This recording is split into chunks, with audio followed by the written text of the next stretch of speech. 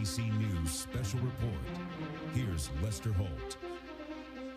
Good day from Cleveland, Ohio. We're coming on the air to bring you remarks from President Obama on the shootings in Louisiana that killed 2 Baton Rouge police officers and a local sheriff deputy this morning. Officials announced a short time ago the person who shot the officers was shot and killed at the scene and that there is no active shooter. It all began with an emergency call reporting a man with a rifle. A senior law enforcement officer says the shooter was wearing black fatigues and was armed with a rifle. We're going to be very careful here, noting we have no information about a motive, but this does come less than 2 weeks after the national outcry began when 2 Baton Rouge officers were recorded on camera fatally shooting a man named Alton Sterling in a convenience store parking lot. Again, we have been given no indications that incident is related to today's incident. I want to bring in NBC's Pete Williams right now. Pete, what have you learned about the shooter? The authorities tell us, several law enforcement officials, that he's not from Baton Rouge, that he's from Kansas City, Missouri, 28 or 29 years old, named Gavin Long. And the initial theory of law enforcement is that the phone call that lured the police and the sheriff's deputy to the scene this morning in Baton Rouge was a ruse, was an ambush to try to get them there, Lester. All right, Pete, thanks very much. Here's the president now in the briefing room at the White House.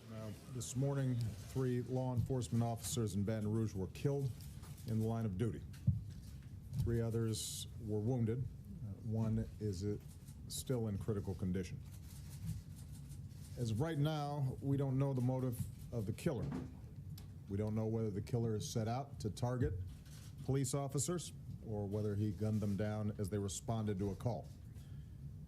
Regardless of motive, the death of these 3 brave officers underscores the danger that police across the country confront every single day.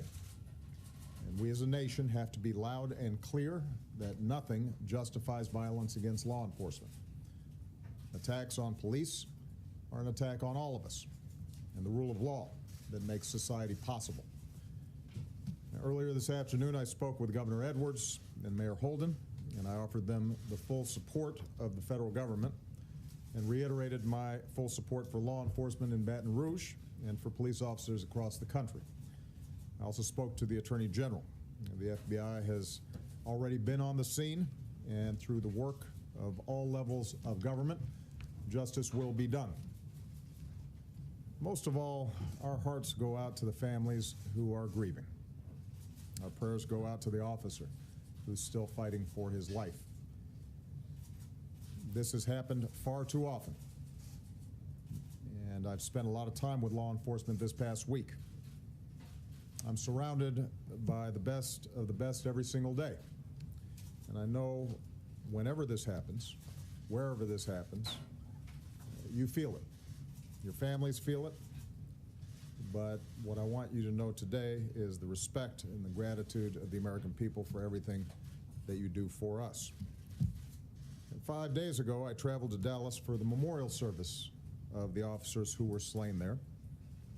I said that that killer would not be the last person who tries to make us turn on each other, nor will today's killer. It remains up to us to make sure that they fail. That decision is all of ours.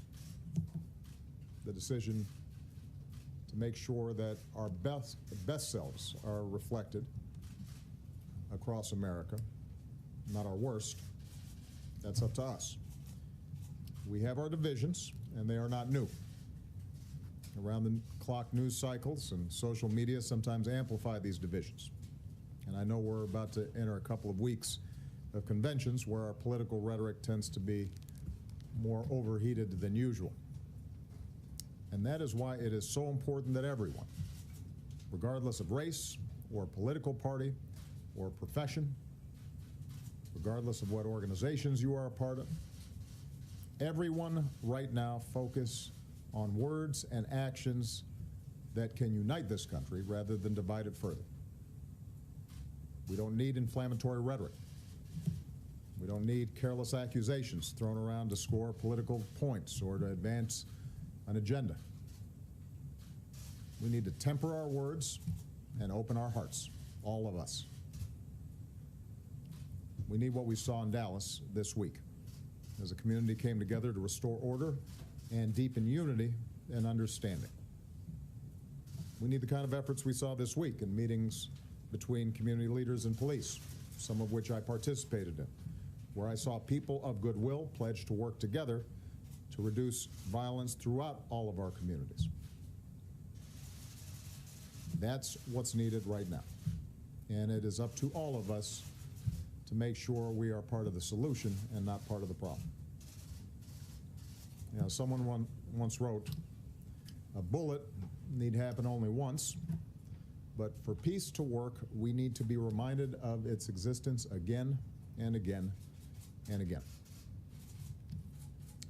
My fellow Americans, only we can prove through words and through deeds that we will not be divided, and we're going to have to keep on doing it again and again and again. That's how this country gets united. That's how we bring people of goodwill together.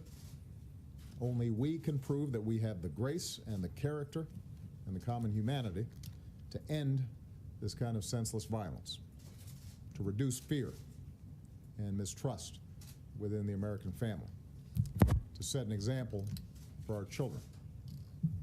That's who we are, and that's who we always have the capacity to be.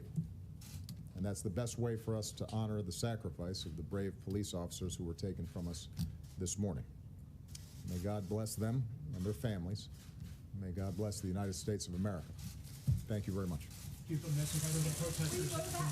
President Obama taking no questions, appearing in the White House briefing room to offer an acknowledgement, condolences, and honoring the service of 3 law enforcement officers killed today in an attack in Baton Rouge. 2 members of the Baton Rouge Police, the 3rd dead officer, a sheriff's deputy with the East Baton Rouge Parish Sheriff's Department. Let's go to Gabe Gutierrez. He is in Baton Rouge, where for a while we were led to believe there might be other suspects, but now, Gabe, police are saying the shooter is dead. Yeah, that's right, Lester. Good afternoon. Authorities here in Baton Rouge saying that this is no longer an active shooter situation. However, this is still a very active scene. Behind me is Airline Highway, a major thoroughfare through here, and we can see a heavy police presence still here, as well as the SWAT team. This investigation is just beginning, and as you mentioned at the top, we still have no indication what the motive was here, but this comes less than 2 weeks after the death of Alton Sterling, and certainly you see police officers driving up behind me. But this comes less than 2 weeks after the death of Alton Sterling, which really catapulted Baton Rouge into the nationwide debate over law enforcement tactics. And even last week, again, we have no indication that there's any connection to this, but last week, local authorities here announced the arrest of several people with regards to stolen guns. So certainly a mystery about the motive here, but the investigation just beginning here, Lester. And I'll double that. Again, no word, Gabe, as you say, on the motive here, but the president obviously mindful of the environment in which this has taken place, and he has warned against an overheated rhetoric, noting that we're about to enter the convention season, which is, of course, why we're here in Cleveland. He wants Americans to focus on words and actions that can unite, not divide the country. We'll have, of course, full coverage. It will be our top story from Cleveland tonight. The shooting deaths of 3 police officers in Baton Rouge. We'll see you for Nightly News. I'm Lester Holt, NBC News in Cleveland.